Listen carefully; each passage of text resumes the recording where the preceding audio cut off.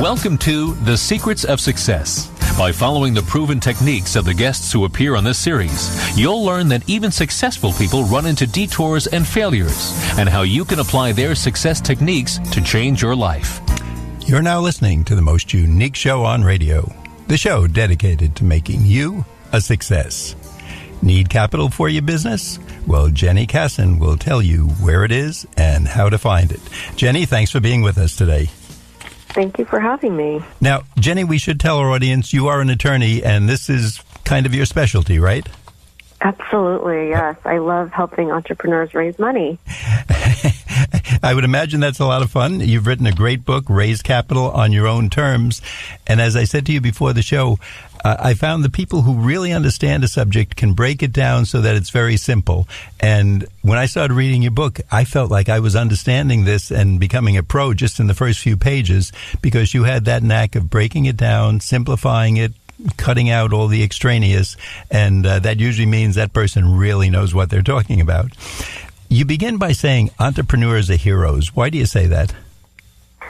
Well, I don't think we'd have nearly as vibrant and exciting and interesting country if we didn't have people that were willing to take huge risks and work really hard and do things that, they had no idea if it was going to work. And those are entrepreneurs. And I've been lucky enough to work with so many different small business owners of all kinds. The person who has the little, corner store, the restaurant, the high-tech startup, everything that you can imagine, service providers, retailers, wholesalers, manufacturers. And I just have fallen in love with entrepreneurs because I really feel like they make the world go round, and they're so passionate about what they're doing. And I shouldn't say they, because I consider myself one too.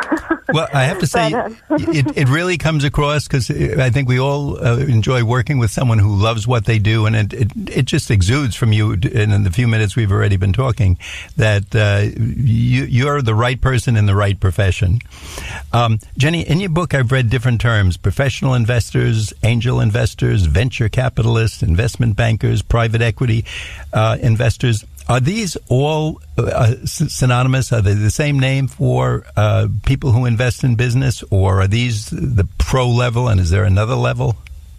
Right. So the big thing I try to explain in my book is that when people think of investors, what they picture is actually a very small subset of who investors are in our country. So I basically divided into two categories: professional investors and non-professional investors. And most people will really focus on professional investors when they're thinking about raising money. And that could be a venture capitalist, someone who's part of an active angel investor group. It could be, there's all kinds of things. There's, you could go on and on about all the different kinds of people and organizations that are actively out there looking for investments, often on their own behalf or more often probably on behalf of others. They're dealing with other people's money, trying to find a home for other people's money. And these are professional investors, and that's, you would think, oh, well, that's where I go to find money. But that group only makes up 0.3% of the total population of investors in our country. Over 99% are just regular folks who may not even call themselves investors. I call them non-professional investors because they are investors. They just don't think of themselves that way. And these are the people that I highly recommend targeting because they don't come with a lot of preconceived ideas about what a good investment is. They're very open-minded. A lot of things drive them. They're investing their own money, not other people's money, so they have a lot more flexibility. So that's the distinction I like to make. And the pros, the group we talked about, professional investors, angel investors, they have their own agenda. I mean, they want to make money, nothing wrong with that.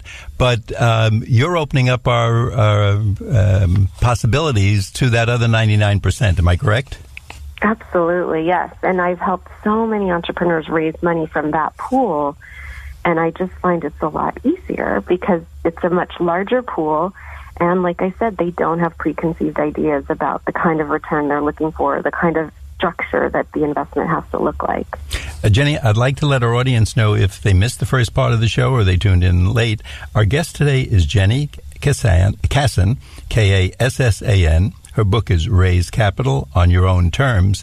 And I always advise our audience, take that information down. Somewhere in the next week, someone's going to be talking to you. Their son is opening up a business. Their daughter was thinking of setting up her own business. Gee, where do you get the capital?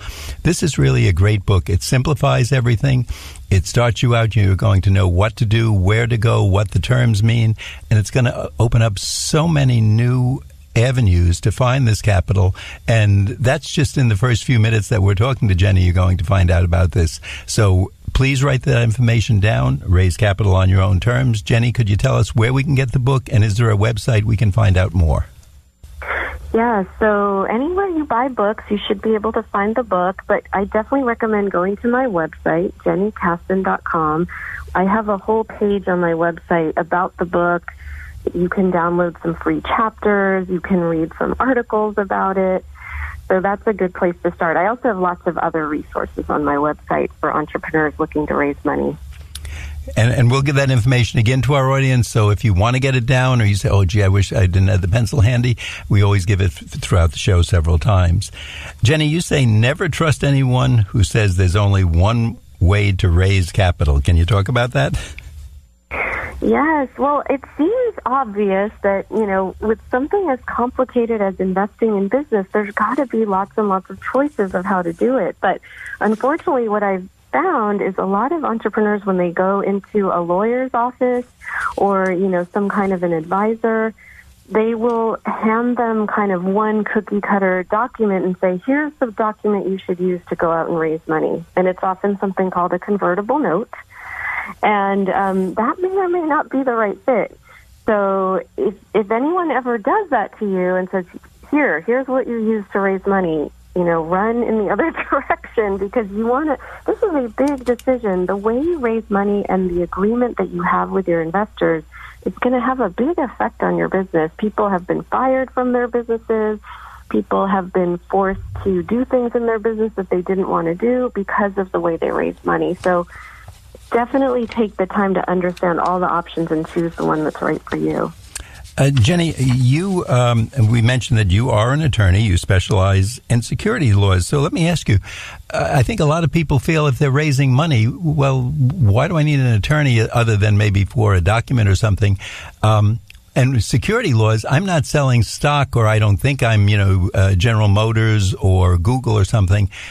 Do I need an attorney for that? Yes. So back in the beginning of the 1900s, a lot of people were going around offering investment opportunities, and it was a totally unregulated activity, and a lot of people lost money.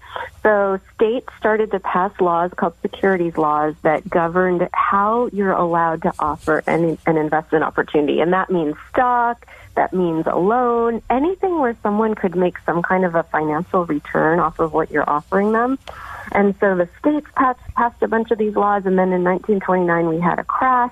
And so the federal government passed some more laws governing how you can raise money from investors. So you really do need to know the law governing how you're allowed to ask for money before you start doing it, because if you inadvertently break the law, it can expose your company to some risk. And I do go through all of those laws in my book.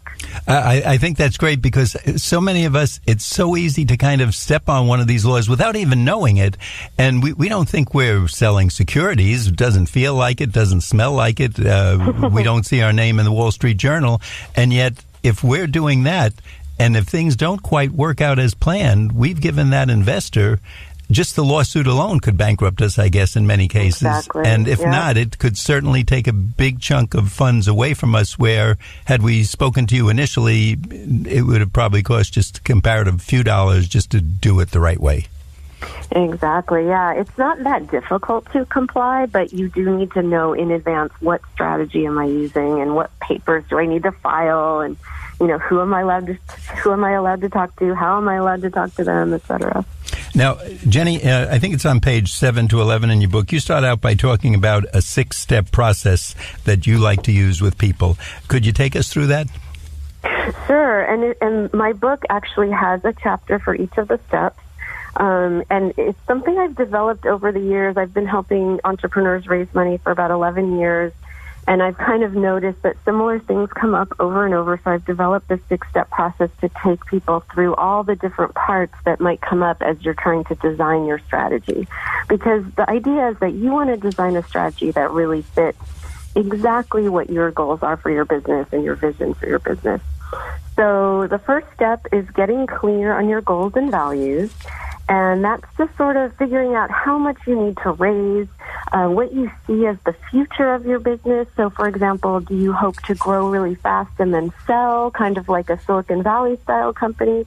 Or do you want to hold on to your business for a long time and kind of let it grow more slow and steady? So things like that. Step 2 is identifying your ideal investors.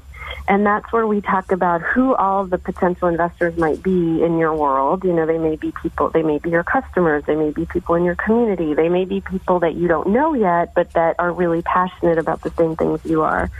And getting clear on who they are so you don't waste time chasing after the wrong ones. Step 3 is designing the actual offering. So are you offering equity? Are you offering a debt type of instrument, like where your investors are lending you money, and how do your investors get paid, and how do they ultimately exit from the investment? Do you have to sell your company for them to make money? I don't think so, but that is the Silicon Valley model, which doesn't work for everybody. Step 4 is your legal compliance strategy. So what are you going to be doing to comply with the law that allows you to raise money in a way where you can reach your ideal investors? Step 5 is how do you actually reach out to the investors? What do you have to prepare to show them? How do you actually get them to agree to meet with you? And then once you meet with them, what do you say? I like to say I never use the term pitch. I always use the word conversation, because what I've found is that when investors get to know the authentic you and what you really care about, that's how they're going to make their decision, not on some slick 3-minute pitch. And then finally, there's the kind of the mindset issues that can come up when you're raising money. I've noticed that a lot of entrepreneurs, and I've experienced this myself, we get a lot of negative self-talk when we go out to ask people to invest in our business. And so I have a whole chapter on what to do if that's getting in your way. That's step 6. Jenny, one of the things... But of course, step 6 needs to be going on through the whole thing. but you've brought up so many things that just like an exit strategy, I would think probably 90%, if not more, of the people who go in to set up their business, they're not even worrying about exit. They're just worrying about entrance. And yet we all have to think of that, whether it's a year, 10 years, or 50 years down the road. It's important to know that and how you're going to handle it or what you want to plan about. And just that shows us what a background you have in it. And you've been there, done that. You know what you're talking about.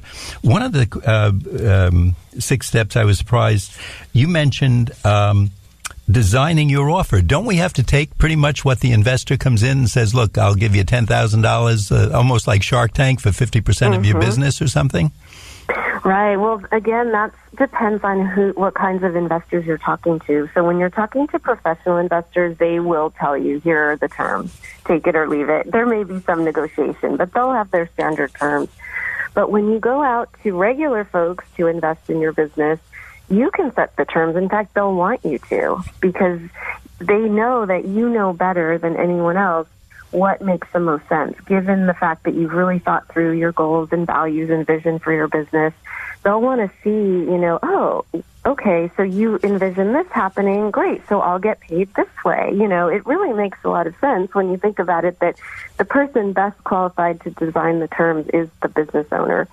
So that's what my clients do. They design the offering, and then they go out and find investors that like what they're offering and like the business, and they say yes. And now I know why you're the expert and why the entrepreneurs are heroes, because you really have them doing it and they get to design rather than take what's given. They can set it up the way it works best for each individual. Jenny, we want to find out more about this and raising capital, but at this point in the show, we like to remind our listeners that you're listening to The Secrets of Success. My name is Bill Horan. The show is produced at the voice of Nassau Community College, 90.3 WHPC. We'll be right back after this brief intermission. Excuse me. I know you have a 9 o'clock, so I'll keep this short. I'm the business suit in the back of your closet. You wore me nearly every day before your office went, quote, casual. I used to be the CEO of your closet. Now I'm just that one intern no one ever talks to. I always thought you'd circle back with me.